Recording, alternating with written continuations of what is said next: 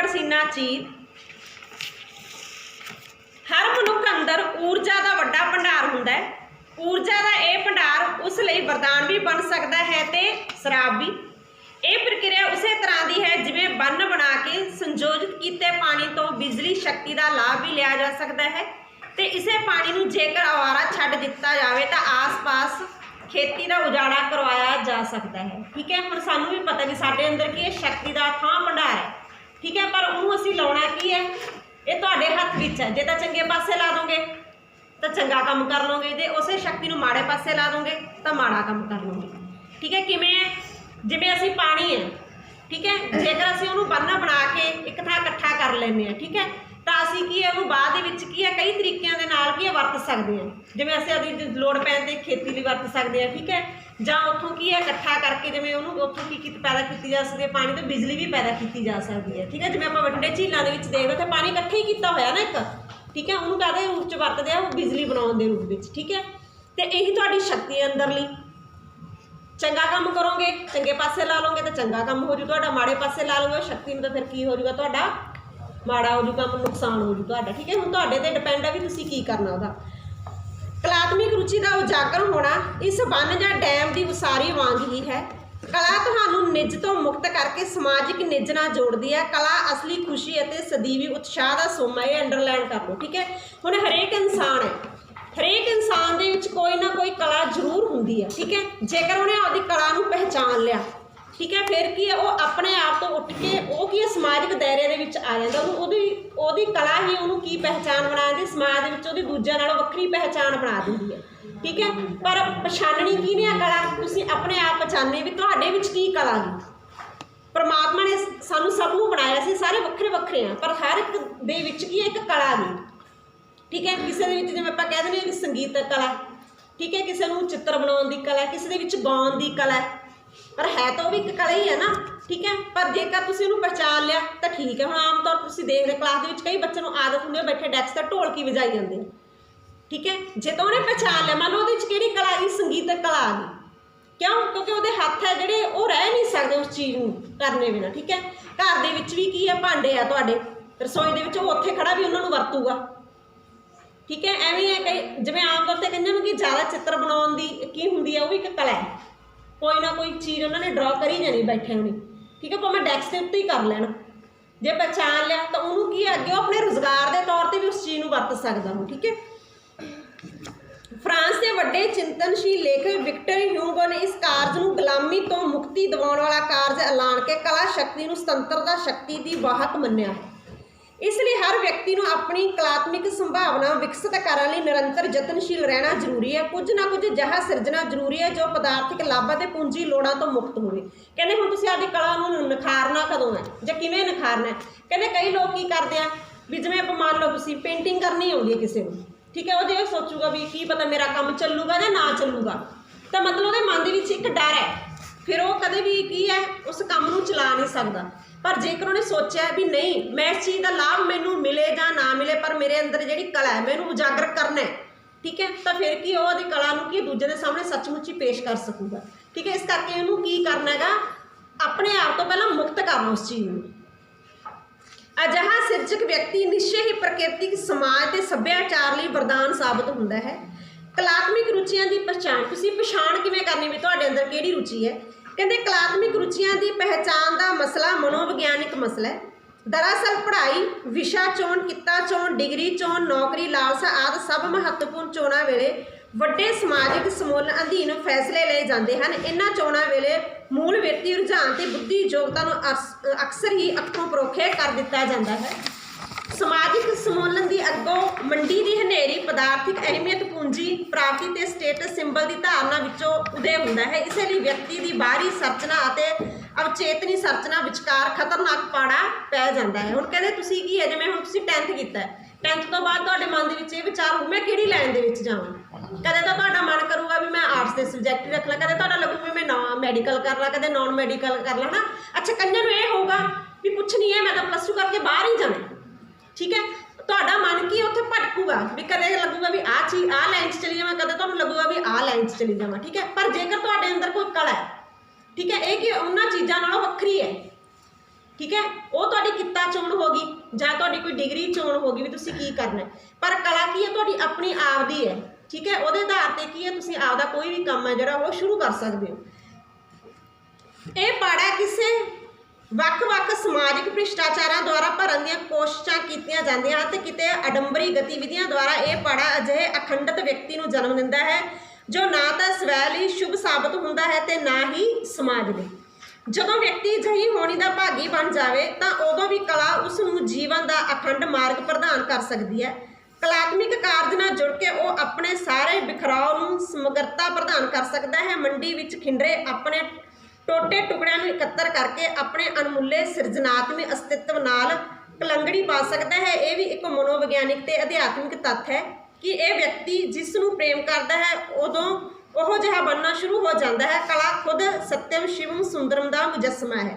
ਭਾਵ ਕੀ ਹੈ, ਕਹਿੰਦੇ ਤੁਸੀਂ ਜਿਸ ਇਨਸਾਨ ਨੂੰ ਪਿਆਰ ਕਰਦੇ ਹੋ, ਠੀਕ ਹੈ, ਤੁਸੀਂ ਕੀ ਹਮੇਸ਼ਾ ਉਹਦੇ ਵਰਗਾ ਬਣਨਾ ਸ਼ੁਰੂ ਕਰੋਗੇ। ਜੇ ਅਸੀਂ ਕਲਾ ਨੂੰ ਪਿਆਰ ਕਰਦੇ ਹਾਂ, ਤੁਹਾਡੇ ਅੰਦਰ ਕੋਈ ਕਲਾ ਹੈ, ਤੁਹਾਨੂੰ ਕੀ ਹਰੇਕ ਚੀਜ਼ ਦੇ ਵਿੱਚ ਉਹ ਚੀਜ਼ ਦਿਸੂਗੀ, ਠੀਕ ਹੈ। ਹੁਣ ਜਿਵੇਂ ਆਪਾਂ ਕਹਿੰਦੇ ਹਾਂ ਵੀ ਅਸੀਂ ਪੇਂਟਿੰਗ ਕਰਦੇ ਹਾਂ, ਤੁਸੀਂ ਕੀ ਹੈ, ਮੰਨ ਲਓ ਆਪਾਂ ਪੇਂਟਿੰਗ, ਜਿਵੇਂ ਆਮ ਤੌਰ 'ਤੇ ਲੜਕੀਆਂ ਨੂੰ ਸ਼ੌਂਕ ਹੁੰਦਾ ਪੇਂਟਿੰਗ ਕਰਨ ਦਾ, ਠੀਕ ਹੈ, ਉਹ ਜਿੱਥੇ ਵੀ ਜਾਣਗੀਆਂ, ਠੀਕ ਹੈ, ਚਾਹੇ ਉਹ ਕਿਸੇ ਵਿਆਹ ਸਮਾਰੋਹ 'ਚ ਬੈਠੀਆਂ ਹੋਣ ਜਾਂ ਆਪਾਂ ਕੀ ਆਪਾਂ ਸਕੂਲ 'ਚ ਦੇਖ ਲਓ, ਤੁਹਾਨੂੰ ਕੀ ਹੈ ਵੀ ਬਿਰਛਾਂ ਦੇ ਬੂਟਿਆਂ ਦੇ ਵਿੱਚ ਵੀ ਕੀ ਹੈ ਉਹ ਚੀਜ਼ ਦਿਸੂਗੀ ਵੀ ਇਸ ਚੀਜ਼ ਨੂੰ ਮੈਂ ਇਸ ਤਰ੍ਹਾਂ ਬਣਾ ਸਕਦੀ ਹਾਂ, ਠੀਕ ਹੈ।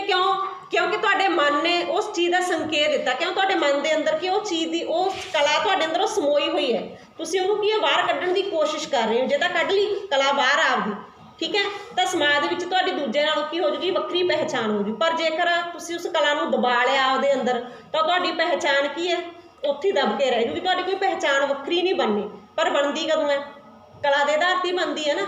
ਹੁਣ ਜਿਵੇਂ ਆਪਾਂ ਉਦਾਹਰਨ ਦੇ ਲੈਣੇ ਪਰਮਜੀਤ ਸਰ ਹੈ, ਉਹਨਾਂ ਦੀ ਕੀ ਹੈ ਸਾਡੇ ਦੂਜੇ ਟੀਚਰਾਂ ਨਾਲੋਂ ਵੱਖਰੀ ਪਹਿਚਾਣ ਕਿਉਂ ਹੈ, ਉਹ ਕੀ ਹੈ ਉਹ ਖੜੇ ਖੜੇ ਹਰੇਕ ਚੀਜ਼ ਨੂੰ ਚਿੱਤਰ ਸਕਦੇ ਆ, ਕਿਉਂਕਿ ਉਹਨਾਂ ਦੇ ਵਿੱਚ ਇੱਕ ਚਿੱਤਰ ਕਲਾ ਵਾਲੀ ਕੀ ਹੈਗੀ ਆਪਦੀ ਵੱਖਰੀ ਪਹਿਚਾਣ ਹੈ। ਉਹਨਾਂ ਨੇ ਆਪਦੀ ਕਲਾ ਨੂੰ ਪਹਿਚਾਣਿਆ ਅਤੇ ਉਹਨਾਂ ਨੇ ਬਾਹਰ ਕੱਢਿਆ, ਠੀਕ ਹੈ, ਅਤੇ ਸਮਾਜ ਦੇ ਵਿੱਚ ਕੀ ਬਣ ਗਈ ਉਹਨਾਂ ਦੀ ਫਿਰ ਦੂਜਿਆਂ ਨਾਲੋਂ ਵੱਖਰੀ ਪਹਿਚਾਣ ਬਣ ਗਈ, ਠੀਕ ਹੈ। ਹੁਣ ਜੇ ਮੈਂ ਕਹਾਂ ਵੀ ਮੈਂ ਉਹ ਚਿੱਤਰ ਬਣਾ ਸਕਦੀ, ਨਹੀਂ ਬਣਾ ਸਕਦੀ, ਠੀਕ ਹੈ, ਉਸੇ ਤਰ੍ਹਾਂ ਤੁਹਾਡੇ ਤੁਸੀਂ ਸਾਰੇ ਬੈਠੇ ਹੋ, ਤੁਹਾਡੇ ਵਿੱਚ ਵੀ ਸਾਰਿਆਂ ਨਾਲੋਂ ਇੱਕ ਦੂਜੇ ਨਾਲੋਂ ਕੀ ਹੋਊਗੀ, ਤੁਹਾਡੀ ਕਲਾ ਵੱਖਰੀ ਹੋਊਗੀ। ਕਿਸੇ ਨੂੰ ਨੱਚਣ ਦਾ ਸ਼ੌਂਕ ਹੈ, ਉਹ ਖੜਾ ਖੜਾ ਬੰਦਾ ਕੀ ਹੈ ਬੋਲੀਆਂ ਜੋੜ ਕੇ ਨੱਚ ਸਕਦਾ, ਠੀਕ ਹੈ, ਦੂਜਾ ਨਹੀਂ ਜੋੜ ਸਕਦਾ, ਬੋਲੀਆਂ ਜੋੜਨੀਆਂ ਆਉਣੀ ਨਹੀਂ ਉਹਨੂੰ ਕਿਉਂਕਿ ਉਹਦੇ 'ਚ ਉਹ ਕਲਾ ਹੈ ਹੀ ਨਹੀਂ, ਠੀਕ ਹੈ। ਇਸੇ ਲਈ ਇਹ ਸੰਬੰਧਿਤ ਵਿਅਕਤੀ ਦੇ ਅਸਤਿਤਵ ਵਿੱਚ ਇਹਨਾਂ ਉਚੇਰੇ ਮੁੱਲਾਂ ਦੀ ਆਮਦ ਸੁਤੇ ਸਿੱਧ ਹੋ ਜਾਂਦੀ ਹੈ। ਕਲਾ ਪ੍ਰੀਤ ਤੇ ਕਲਾਕਾਰ ਦੇ ਸਮੁੱਚੇ ਵਾਤਾਵਰਨ ਨੂੰ ਇੰਨੇ ਉਚੇਰੇ ਮੁੱਲਾਂ ਨਾਲ ਮਹਿਕਾ ਦਿੰਦੇ ਹਨ। ਮਾਪਿਆਂ, ਅਧਿਆਪਕਾਂ ਦੇ ਸਮਾਜਿਕ ਸਮੂਹਾਂ ਤਹਿਤ ਕਈ ਨੌਜਵਾਨ ਚਾਹੇ ਕਿਸੇ ਵੀ ਸਾਚੇ ਅਧੀਨ ਕੰਮ ਕਰ ਰਿਹਾ ਹੋਵੇ, ਉਸ ਲਈ ਆਪਣੀ ਕਲਾ ਯੋਗਤਾ ਦੀ ਪਹਿਚਾਣ ਬੇਹੱਦ ਜ਼ਰੂਰੀ ਹੈ। ਇਸ ਪਹਿਚਾਣ ਲਈ ਮਨੋਵਿਗਿਆਨਿਕ ਸੂਤਰ ਸਾਡੇ ਸਹਾਇਕ ਹੋ ਸਕਦੇ ਹਨ।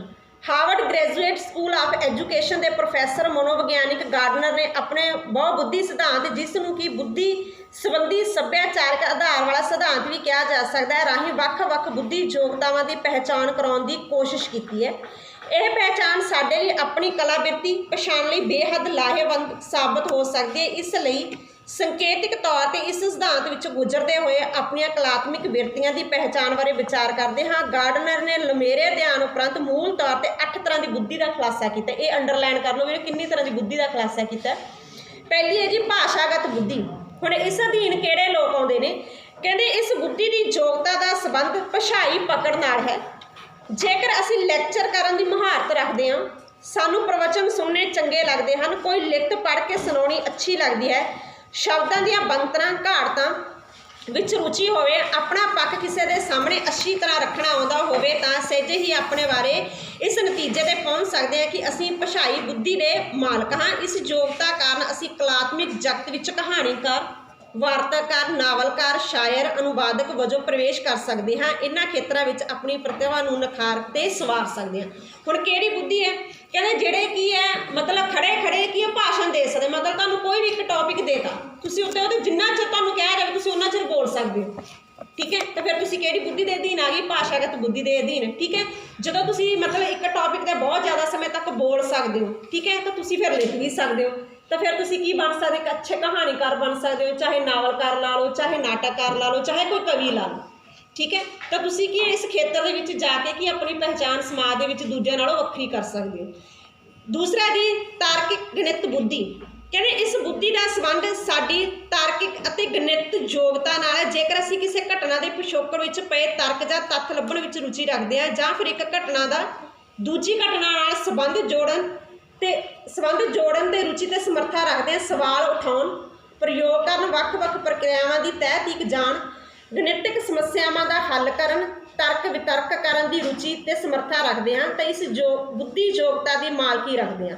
ਹੁਣ ਕੀ ਹੈ, ਕਹਿੰਦੇ ਜੇਕਰ ਕਹਿੰਦੇ ਤੁਸੀਂ ਕੋਈ ਘਟਨਾ ਸਾਡੇ ਸਮਾਜ ਦੇ ਵਿੱਚ ਵਾਪਰਦੀ ਹੈ, ਠੀਕ ਹੈ, ਉਹਦਾ ਸੰਬੰਧ ਕੀ ਹੈ, ਤੁਸੀਂ ਕਿਸੇ ਹੋਰ ਪਿਛੋਕੜ ਦੇ ਵਿੱਚ ਵਾਪਰੀ ਘਟਨਾ ਦੇ ਨਾਲ ਜੋੜਦੇ ਹੋ, ਤੁਹਾਨੂੰ ਲੱਗਦਾ ਵੀ ਨਹੀਂ ਇਸ ਘਟਨਾ ਦਾ ਉਹ ਘਟਨਾ ਦੇ ਨਾਲ ਸੰਬੰਧ ਹੈਗਾ, ਠੀਕ ਹੈ। ਜਿਵੇਂ ਅਸੀਂ ਆਮ ਤੌਰ 'ਤੇ ਨਾਟਕਾਂ ਦੇ ਵਿੱਚ ਦੇਖਦੇ ਵੀ ਇੱਕ ਘਟਨਾ ਦਾ ਦੂਜੀ ਘਟਨਾ ਦੇ ਨਾਲ ਇਸੇ ਤਰ੍ਹਾਂ ਸੰਬੰਧ ਜੁੜਦਾ ਜਾਂਦਾ, ਲੜੀ ਦਰ ਲੜੀ, ਠੀਕ ਹੈ। ਤਾਂ ਜੇਕਰ ਕਹਿੰਦੇ ਅਸੀਂ ਇਸ ਤਰ੍ਹਾਂ ਦਾ ਰੱਖਦੇ ਤਾਂ ਤੁਸੀਂ ਸਮਝ ਲਓ ਫਿਰ ਤੁਸੀਂ ਕਿਸ ਬੁੱਧੀ ਦੇ ਅਧੀਨ ਆ ਜਾਂਦੇ ਹੋ, ਠੀਕ ਹੈ। ਜਾਂ ਤੁਹਾਡੇ ਵਿੱਚ ਕੀ ਹੈ, ਤੁਹਾਡੀ ਗਣਿਤ ਵਿਸ਼ੇ ਦੇ ਵਿੱਚ ਰੁਚੀ ਹੈ, ਮਤਲਬ ਤੁਹਾਡੀ ਮੈਥ ਦੇ ਵਿੱਚ ਜ਼ਿਆਦਾ ਰੁਚੀ ਹੈ, ਤੁਸੀਂ ਹਰ ਇੱਕ ਚੀਜ਼ ਦਾ ਹੱਲ ਲੱਭਣ ਦੀ ਕੋਸ਼ਿਸ਼ ਕਰਦੇ ਹੋ, ਨਹੀਂ ਆਹ ਸਵਾਲ ਦਾ ਹੱਲ ਇਸ ਤਰ੍ਹਾਂ ਲੱਭ ਸਕਦਾ, ਠੀਕ ਹੈ। ਤਾਂ ਫਿਰ ਕੀ ਹੈ, ਤੁਸੀਂ ਇਸ ਬੁੱਧੀ ਦੇ ਅਧੀਨ ਆ ਜਾਂਦੇ ਹੋ। ਕਹਿੰਦੇ ਇਸ ਮਾਲਕੀ ਸਦਕਾ ਅਸੀਂ ਖੁਦ ਨੂੰ ਕਲਾ ਖੇਤਰ ਵਿੱਚ ਵਾਦ ਵਿਵਾਦ ਪ੍ਰਤੀਯੋਗੀ ਬਣਾ ਸਕਦੇ ਹਾਂ, ਐਡਵੈਂਚਰ ਨਾਲ ਸੰਬੰਧਿਤ ਕਲਾ ਪ੍ਰੋਜੈਕਟ ਲਾ ਸਕਦੇ ਹਾਂ, ਗਣਿਤਕ ਖੇਡਾਂ, ਕੰਪਿਊਟਰ ਕਲਾ ਤੇ ਖੇਡਾਂ ਨਾਲ ਸੰਬੰਧਿਤ ਹੋ ਸਕਦੇ ਹਾਂ, ਕਲਾਤਮਿਕ ਖੇਤਰ ਵਿੱਚ ਅੰਕਾਂ ਤੇ ਆਕਾਰਾਂ ਨਾਲ ਸੰਬੰਧਿਤ ਨਵੀਆਂ ਖੇਡਾਂ ਦੀ ਇਜਾਦ ਵੀ ਕਰ ਸਕਦੇ ਹਾਂ। ਮਤਲਬ ਇਸ ਤਰ੍ਹਾਂ ਦੇ ਆਧਾਰ 'ਤੇ ਤੁਸੀਂ ਕੀ ਹੈ, ਸਮਾਜ ਦੇ ਵਿੱਚ ਨਵੀਆਂ ਖੇਡਾਂ ਵਿਕਸਿਤ ਕਰ ਸਕਦੇ ਹੋ, ਜਿਹਦੇ ਨਾਲ ਕੀ ਹੈ ਤੁਹਾਡੀ ਬੁੱਧੀ ਦਾ ਵਿਕਾਸ ਹੁੰਦਾ। ਅਸੀਂ ਆਮ ਤੌਰ 'ਤੇ ਦੇਖਦੇ ਹਾਂ ਛੋਟੇ ਬੱਚਿਆਂ ਦੀ ਇੱਕ ਖੇਡਾਂ ਹੁੰਦੀਆਂ ਨੇ ਜਿਹਦੇ ਵਿੱਚ ਕਿ ਉਹਦੀ ਬੁੱਧੀ ਦੀ ਪਰਖ ਕੀਤੀ ਜਾਂਦੀ ਹੈ, ਠੀਕ ਹੈ। ਕੋਈ ਉਹਨਾਂ ਨੂੰ ਚੀਜ਼ ਫੜਾ ਦੇਣੀ ਵੀ ਤੁਸੀਂ ਕਿ ਉਹਨੂੰ ਤੋੜ ਕੇ ਦਿੱਤੀ ਵੀ ਇਹਨੂੰ ਇਹਦਾ ਢਾਂਚਾ ਤੂੰ ਦੁਬਾਰੇ ਜੋੜ, ਠੀਕ ਹੈ। ਤਾਂ ਫਿਰ ਉਹ ਕਿਹੜੀ ਬੁੱਧੀ ਦੇ ਅਧੀਨ ਆ ਗਏ, ਜੇਕਰ ਉਹ ਬੱਚੇ ਨੇ ਖੇਡ ਬਣਾ ਲਈ ਉਸੇ ਤਰ੍ਹਾਂ ਆਪਣੇ ਆਪ ਆਪਣੇ ਦਿਮਾਗ ਦੇ ਨਾਲ, ਤਾਂ ਫਿਰ ਉਹ ਕੀ ਹੈ, ਉਹ ਇਸ ਬੁੱਧੀ ਦੇ ਅਧੀਨ ਆ ਜਾਂਦਾ, ਠੀਕ ਹੈ। ਤੀਸਰਾ ਜੀ ਦ੍ਰਿਸ਼ਟੀਗਤ ਸਪੇਸਗਤ ਬੁੱਧੀ। ਕਹਿੰਦੇ ਇਸ ਬੁੱਧੀ ਦਾ ਸੰਬੰਧ ਸਪੇਸ ਵਿੱਚ ਨਿਰਮਿਤ ਵਸਤੂਆਂ, ਤਸਵੀਰਾਂ, ਆਕਾਰਾਂ ਨੂੰ ਰੁਚੀਪੂਰਵਕ ਦੇਖਣ, ਸਮਝਣ ਤੇ ਵਿਚਰਨ ਨਾਲ ਹੈ। ਜੇਕਰ ਸਾਡੀ ਰੁਚੀ ਨਕਸ਼ੇ ਗ੍ਰਾਫ ਬਣਾਉਣ ਵਿੱਚ ਹੈ, ਗਲੋਬ, ਤਸਵੀਰਾਂ, ਦ੍ਰਿਸ਼ ਕਲਾਵਾਂ ਪ੍ਰਤੀ ਆਕਰਸ਼ਕ ਹੁੰਦੇ ਆ, ਕਿਸੇ ਨੂੰ ਦੇਖ ਕੇ ਉਸਦੀ ਆਕ੍ਰਿਤੀ ਨੂੰ ਦਿਮਾਗ ਵਿੱਚ ਤਸਵੀਰ ਬਣਾ ਕੇ ਸਾਰ ਸਕਦੇ ਹਾਂ ਜਾਂ ਉਸਦੀ ਤਸਵੀਰ ਨੂੰ ਲਕੀਰਾਂ ਰਾਹੀਂ ਉੱਕਰ ਸਕਦੇ ਹਾਂ, ਕਿਸੇ ਰਸਤੇ, ਥਾਂ ਜਾਂ ਸ਼ਹਿਰ ਬਾਰੇ ਸਮਝਾਉਣ ਵੇਲੇ ਤਸਵੀਰ ਜਾਂ ਨਕਸ਼ਾ ਬਣਾ ਕੇ ਸਮਝਾਉਣ ਦੀ ਯੋਗਤਾ ਰੱਖਦੇ ਹਾਂ। ਜੇਕਰ ਸ਼ਤਰੰਜ, ਲੂਡੋ ਆਦਿ ਖੇਡਾਂ ਖੇਡਣ ਵਿੱਚ ਰੁਚੀ ਤੇ ਮਹਾਰਤ ਰੱਖਦੇ ਹਾਂ, ਟੀਵੀ ਉੱਪਰ ਕਾਰਟੂਨ ਬਥੇਰੇ ਦੇਖਦੇ ਹਾਂ, ਰਸਤੇ ਵਿੱਚ ਗੁਜ਼ਰਦੇ ਹਾਂ, ਇਮਾਰਤ ਸਾਜੀ ਦੀ ਰੂਪ ਰੇਖਾ ਉੱਪਰ ਵਧੇਰੇ ਧਿਆਨ ਦਿੰਦੇ ਹਾਂ, ਤਾਂ ਨਿਸ਼ਚਿਤ ਹੀ ਅਸੀਂ ਇਸ ਬੁੱਧੀ ਯੋਗਤਾ ਦੇ ਮਾਲਕ ਹਾਂ। ਕਲਾ ਦੇ ਖੇਤਰ ਵਿੱਚ ਸਾਨੂੰ ਚਿੱਤਰਕਾਰੀ, ਮੂਰਤੀਕਾਰੀ, ਕਾਰਟੂਨਕਾਰੀ, ਗ੍ਰਹਿ ਸਜਾਵਟ, ਫਿਲਮ ਕਲਾਕਾਰੀ, ਮੰਚ ਨਿਰਦੇਸ਼ਨ ਆਦਿ ਵੱਲ ਆਪਣੀ ਊਰਜਾ ਸ਼ਕਤੀ ਨੂੰ ਲਗਾਉਣਾ ਚਾਹੀਦਾ। ਹੁਣ ਅਸੀਂ ਰਸਤੇ ਵਿੱਚ ਜਾਂਦੇ ਹਾਂ, ਰਸਤੇ ਵਿੱਚ ਅਸੀਂ ਕਈ ਤਰ੍ਹਾਂ ਦੀਆਂ ਕੀ ਹੈ, ਆਮ ਤੌਰ 'ਤੇ ਅਸੀਂ ਬਿਲਡਿੰਗਾਂ ਦੇਖਦੇ ਹਾਂ। ਜੇਕਰ ਉਸ ਬਿਲਡਿੰਗ ਨੂੰ ਤੁਸੀਂ ਬਹੁਤ ਗੌਰ ਨਾਲ ਦੇਖਦੇ ਹੋ, ਤੁਹਾਨੂੰ ਲੱਗਦਾ ਵੀ ਆਹ ਬਿਲਡਿੰਗ ਜਿਹੜੀ ਬਣਾਈ ਹੈ ਇੱਥੋਂ, ਜੇਕਰ ਆਪਾਂ ਕਹਿ ਦਿੰਦੇ ਵੀ ਆਹ ਚੀਜ਼ ਇੱਥੇ ਨਹੀਂ ਇਸ ਥਾਂ 'ਤੇ ਹੋਣੀ ਚਾਹੀਦੀ ਸੀ, ਜੇ ਸਾਡੇ ਘਰ ਦੇ ਵਿੱਚ ਹੀ ਅਸੀਂ ਪੂਰਾ ਘਰ ਪਾ ਲੈਣੇ, ਬਾਅਦ ਵਿੱਚ ਅਸੀਂ ਕਿ ਉਹਨੂੰ ਧਿਆਨ ਦੇ ਨਾਲ ਵੇਖਦੇ ਹਾਂ ਵੀ ਨਹੀਂ ਅਸੀਂ ਇੱਥੇ ਖਿੜਕੀ ਨਹੀਂ ਸੀ ਲਾਉਣੀ ਸੀ, ਕਿਸੇ ਹੋਰ ਜਗ੍ਹਾ 'ਤੇ ਲਾਉਣੀ ਸੀ, ਵੀ ਜਾਂ ਕਮਰਾ ਇੱਥੋਂ ਇਸ ਤਰ੍ਹਾਂ ਨਹੀਂ ਅਸੀਂ ਇਸ ਤਰ੍ਹਾਂ ਵੀ ਬਣਾ ਸਕਦੇ ਸੀ, ਤਾਂ ਫਿਰ ਅਸੀਂ ਕਿਹੜੀ ਬੁੱਧੀ ਦੇ ਅਧੀਨ ਆ ਗਏ, ਇਸ ਦ੍ਰਿਸ਼ਟੀਗਤ ਬੁੱਧੀ ਦੇ ਅਧੀਨ ਆ ਗਏ। ਜਾਂ ਤੁਸੀਂ ਸਪੇਸ ਦੇ ਵਿੱਚ ਆਮ ਤੌਰ 'ਤੇ ਅਸੀਂ ਦੇਖਦੇ ਹਾਂ ਬੱਦਲਾਂ ਦੇ ਵਿੱਚ ਕਈ ਤਰ੍ਹਾਂ ਦੀਆਂ ਨਾ ਅਸੀਂ ਬੈਠੇ ਹੁੰਦੇ ਤਾਂ ਆਮ ਤੌਰ 'ਤੇ ਸਾਨੂੰ ਕੋਈ ਤਸਵੀਰ ਜੀ ਨਜ਼ਰ ਆਉਂਦੀ ਹੈ, ਠੀਕ ਹੈ। ਅਸੀਂ ਦੂਜੇ ਨੂੰ ਦਿਖਾਉਣੇ ਵੀ ਦੇਖਿਓ ਬੱਦਲ ਦਾ ਆਪਾਂ ਆਮ ਤੌਰ 'ਤੇ ਕਹਿ ਦਿੰਦੇ ਵੀ ਹਿਰਨ ਬਣਿਆ ਪਿਆ ਜਾਂ ਕਿਸ਼ਤੀ ਬਣੀ ਪਈ ਹੈ ਜਾਂ ਕਾਰ ਬਣੀ ਪਈ ਹੈ, ਕੀ ਇਹ ਸਾਨੂੰ ਦਿਸ ਰਹੀ ਹੈ ਪਰ ਦੂਜੇ ਨੂੰ ਨਹੀਂ ਦਿਸ ਰਹੀ। ਕਿਉਂ ਨਹੀਂ ਦਿਸ ਰਹੀ? ਕਿਉਂਕਿ ਉਹਦੇ ਵਿੱਚ ਉਹ ਬੁੱਧੀ ਹੈ ਨਹੀਂ, ਪਰ ਸਾਡੇ ਵਿੱਚ ਇਸ ਅਸੀਂ ਬੁੱਧੀ ਦੇ ਅਧੀਨ ਆ ਰਹੇ, ਸਾਡਾ ਮਨ ਸਾਨੂੰ ਚੀਜ਼ ਦਿਖਾ ਰਿਹਾ ਹੈ। ਕਦੇ ਦੇਖਿਓ ਤੁਸੀਂ ਆਮ ਤੌਰ 'ਤੇ ਕਈ ਜਦੋਂ ਆਮ ਤੌਰ 'ਤੇ ਦੇਖਣਾ ਮੀਂਹ ਵੇ ਜ਼ਿਆਦਾ ਬੱਦਲ ਇਕੱਠੇ ਆਉਂਦੇ ਆ ਜਾਂ ਉਹ ਤੋਂ ਬਾਅਦ ਮੀਂਹ ਪਏ ਤੋਂ ਬਾਅਦ ਵਾਈਟ ਤਰ੍ਹਾਂ ਦੇ ਬੱਦਲ ਜੇ ਆ ਜਾਂਦੇ ਆ, ਤਾਂ ਉਹਦਾ ਕੋਈ ਨਾ ਕੋਈ ਤਸਵੀਰ ਸਾਡੇ ਮਨ ਦੇ ਵਿੱਚ ਉਹ ਜ਼ਰੂਰ ਉੱਥੇ ਸਾਨੂੰ ਦਿਸਦੀ ਹੈ, ਠੀਕ ਹੈ। ਕਿਉਂ ਦਿਸਦੀ ਹੈ? ਕਿਉਂਕਿ ਜਦੋਂ ਅਸੀਂ ਉਸ ਚੀਜ਼ ਨੂੰ ਗੌਰ ਦੇ ਨਾਲ ਦੇਖਦੇ ਸਾਡਾ ਮਨ ਉਸ ਚੀਜ਼ ਵੱਲ ਸਾਨੂੰ ਸੁਚੇਤ ਕਰਦਾ ਹੈ, ਠੀਕ ਹੈ, ਵੀ ਇਹ ਤਸਵੀਰ ਇਸ ਤਰ੍ਹਾਂ ਬਣ ਰਹੀ ਹੈ। ਪਰ ਅਚੇਤ ਮਨ ਦੇ ਨਾਲ ਆਪਾਂ ਦੇਖਾਂਗੇ ਤਾਂ ਸਾਨੂੰ ਕਦੇ ਵੀ ਤਸਵੀਰ ਹੈ ਜਿਹੜੀ ਉਹ ਨਜ਼ਰ ਨਹੀਂ ਆਉਂਦੀ। ਚੌਥੀ ਹੈ ਜੀ ਸੰਗੀਤਕ ਰੁਚੀ। ਕਹਿੰਦੇ ਇਸ ਬੁੱਧੀ ਦਾ ਸੰਬੰਧ ਵਿਅਕਤੀ ਦੀ ਸੰਗੀਤਕ ਰੁਚੀ ਤੇ ਕਾਬਲੀਅਤ ਨਾਲ ਹੈ। ਜੇਕਰ ਸਾਨੂੰ ਸੰਗੀਤਕ ਧੁਨਾਂ ਆਕਰਸ਼ਿਤ ਕਰਦੀਆਂ ਹਨ, ਅਸੀਂ ਸੰਗੀਤ ਰਾਹੀਂ ਆਪਣੇ ਆਪ ਨੂੰ ਪ੍ਰਗਟ ਕਰਨ ਦੀ ਸਮਰੱਥਾ ਰੱਖਦੇ ਹਾਂ। ਕਿਸੇ ਮੇਜ਼ ਜਾਂ ਡੱਬੇ ਨੂੰ ਲੈ ਕੇ ਰੋਜ਼ਾਨਾ ਦੇ ਕਾਰ ਵਿਹਾਰ ਦੌਰਾਨ ਕੋਈ ਨਾ ਕੋਈ ਤਾਲ ਛੇੜਦੇ ਰਹਿੰਦੇ ਹਾਂ। ਜੇਕਰ ਕੁਦਰਤੀ ਨਜ਼ਾਰਿਆਂ ਵਿੱਚੋਂ ਆ ਰਹੀਆਂ ਸੂਖਮ ਆਵਾਜ਼ਾਂ ਨੂੰ ਪਕੜਨ ਦੀ ਮੁਹਾਰਤ ਰੱਖਦੇ ਹਾਂ, ਪੰਛੀਆਂ, ਪੱਤਿਆਂ, ਝਰਨਿਆਂ ਦੀਆਂ ਆਵਾਜ਼ਾਂ ਵੱਲ ਵਿਸ਼ੇਸ਼ ਧਿਆਨ ਦਿੰਦੇ ਹਾਂ, ਤਾਂ ਸਾਨੂੰ ਆਪਣੀ ਸੰਗੀਤਕ ਬੁੱਧੀ ਦੀ ਕਾਬਲੀਅਤ ਪਹਿਚਾਣ ਲੈਣੀ ਚਾਹੀਦੀ ਹੈ, ਠੀਕ ਹੈ। ਹੁਣ ਆਮ ਤੌਰ 'ਤੇ ਕੀ ਹੈ, ਹਵਾ ਚੱਲਦੀ ਹੈ, ਸਾਨੂੰ ਅਸੀਂ ਸਾਰੇ ਸੁਧਾਰਨ ਦੇ ਸਾਨੂੰ ਲੱਗੂ ਵੀ ਸੁਧਾਰਨ ਹਵਾ ਚੱਲੀ ਜਾਂਦੀ, ਚਲੋ ਠੀਕ ਹੈ। ਪਰ ਜਿਹੜੇ ਕਿ ਜਿਹਦੇ ਵਿੱਚ ਕੀ ਹੈ ਸੰਗੀਤਕ ਰੁਚੀ ਹੈ, ਠੀਕ ਹੈ, ਉਹਨੂੰ ਕੀ ਹੈ ਪੱਤਿਆਂ ਦੀ ਆਵਾਜ਼ ਦੇ ਵਿੱਚੋਂ ਵੀ ਕੀ ਸੁਣਾਈ ਦੇਊਗਾ, संगीत सुनाई देगा। ठीक है, जो दूर किते बहुत दूर संगीत वजी जाता है, सानू नहीं सुनाई देगा शोर दे विच वो संगीत। ठीक है, पर जिहड़े इस बुद्धि दे अधीन आउंदा है, जो ध्यान दे नाल दिमाग लाऊगा ना आपदा, तो उन्हें दूरला संगीत भी उहदे कन्नां नूं सुनाई देण लग जूगा। पर सानू की सिर्फ की सुनाई दिंदा है, शोर सुनाई दिंदा है। ठीक है, पानी है, झरनिਆਂ ਦੇ ਵਿੱਚੋਂ पानी डिगदा ताहां ਤੋਂ। ठीक है, तो सानू की लगूगा कि आम पानी डिगी जाता है, पर जिहड़ा संगीतक रुचि वाला व्यक्ति है, ठीक है, उन्होंने की है उस झरनिਆਂ ਦੇ पानी ਦੇ डिगण ਦੇ ਵਿੱਚੋਂ भी काहदी आवाज़ आऊगी, संगीत की आवाज़ आऊगी। ठीक है, तो वह की है उही कोई ना कोई उन्हें ताल है जिहड़ी आम रोजाना जिंदगी दे विच की है किसी किसी ना चीज़ नूं लैके उन्हें छेड़ते रहना।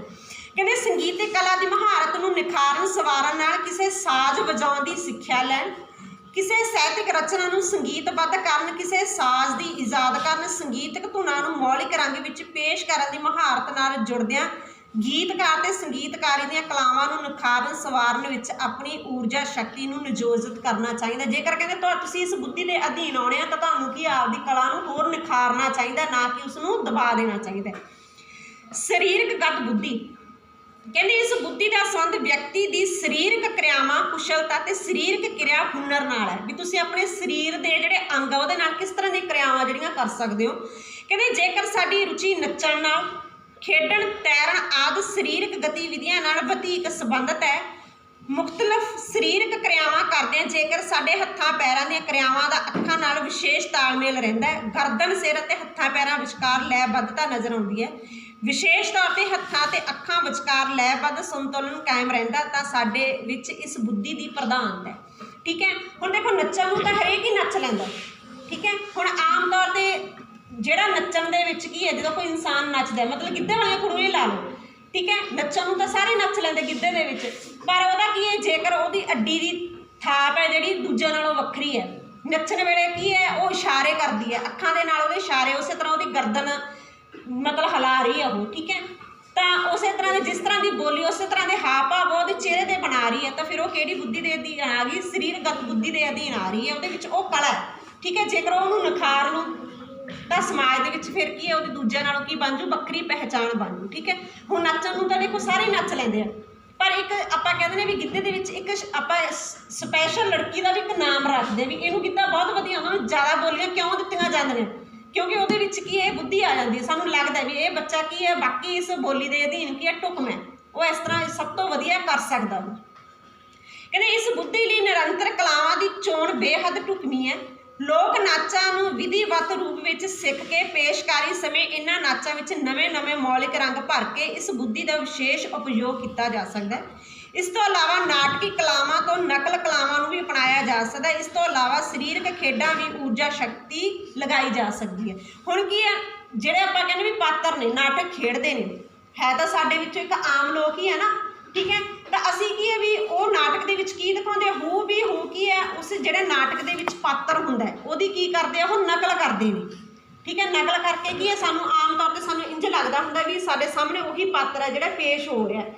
जिवें असीं बेबे राम भजनी है, देखो असीं पढ़िया एकांगी, ठीक है, तो किसी न किसी रूप दे विच बेबे राम भजनी जदों असीं एकांगी नूं पढ़दे सी तो कोई ना कोई पात्र साडी अखां सामने जरूर आया होगा, उहदा ढांचा शायद इसे तरह का होगा। ठीक है, जे यही नाटक असीं जां एकांगी की है स्टेज उत्ते जाके खेडांगे, ठीक है, उस तरह के हाव भाव असीं बेबे राम भजनी वाले पेश करांगे तो सानू उस लड़की दे विचों फिर बेबे राम भजनी की है नज़र आउण लग जाएगी। ठीक है, 6वें नंबर पर है जी तालमेल बुद्धि।